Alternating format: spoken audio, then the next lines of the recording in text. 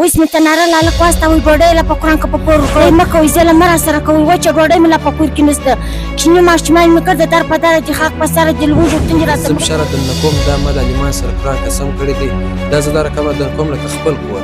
کوم کور له چې کومه زنان زه شعر وړم دا د اسلام په رڼا کې دننه زه وړم په پښتونولي کې خیر موږ پر چا وژاړو او چاته ووایو خو موږ مجبور یو دې ته دا زه نه وایم دا کورنۍ ته زه درځم مستي د کورس ویډیو کوم دا خلک موږ ته وایي چې وروره راسه د خدای پر دی نه چې اوس ما دغه کور دا دی پکې ولاړم یم دوی ما اواز اوري یو ور مخکې ما خپله کوم د توتکۍ وس مرسته چې ده هغه مې وختي کړته راوړې ده خپله کې مې دا کړی دی خو اخر موږ څوک دا خو چمن دي په سوو نه په زرو کورونه دي یو خدای ښه په رسېږي نو ستې څه خواست کو د دغه مورجانې دا زموږ دی په دین اسلام مور ده په دین اسلام زموږ خور ده د دې اواز واوري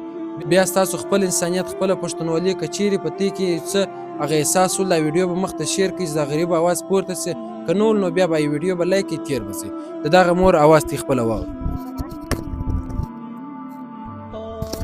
په دره یې خاک په سره یې بچیان مې وږي تېږي چې د مخه پر دا باډر باندې دروازه و ایشی به یې غوټه موټه به یې واړول اوس در په دره خاک په سره یې زموږ سره خپله مرسته و کومک وکړئ چې ډوډۍ کتغ باندې کو ډوډۍ مې نه وي ډوډۍ په پرته وي کتغ مې نه وي ولې دی ظلم راسره کوئ په لوږو په تنده کې نه یاست چې لوږو ده یا تنده ده یا ښه ده یا بد دی دا سرمایهدارانو ته موږ خواست کوو چې دا خیر و خیرات چې دی دا اوس راسره راکړئ چې موږ یې خپله ژوند و زندګي په یو خپل خوراکي و شی پسې سم کړو پراز راجه را باندې را روان د بل د کرایې په سره کې پراته کرایه او خریدار راته ولاړې کرایه نه را جوړېږي د لوږو د تندې مرو دغه د یو مورجانې اواز تاسو واورئ دا د دې کور دی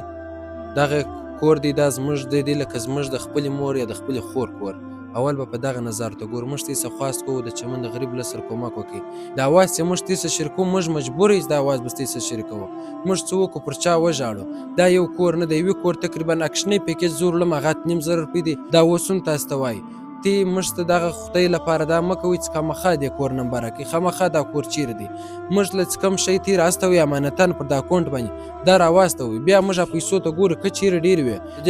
د دې کور تقریبا که وړۍ که هر سامان یې د میاشتې سامان دا موږ ورپوره کوو که پیسې څه بالا هم نورې وي څه نغدي هم ورکوو که دوا مسله یې دوا هم ورکوو که چیرې د په کور کې د بټو د دې شی هغه هم ورته راوړو ستاسې څه خواست کوو موږ ته په دغه اکاونټ کې امانتاً پیسې جمع کړئ دا کور یوازې نه دی چې موږ ته د دې کور نمبرونه پر فیسبوک نشر کړو چې دغه کور د مرستو او کومک سره وکړي د دې کور سره به 20 کسان حال ونیسي د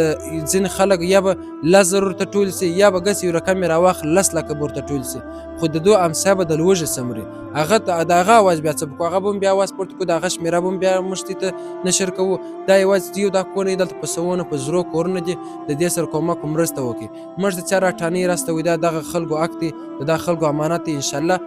لکه ستاسو خپل ورور لکه ستاسو خپل مزدور انشاءالله دا رقم به امانت رسوم ویډیو پر مخ نشر کړئ انشاءالله تر بلې ویډیو پورې د خدای په امان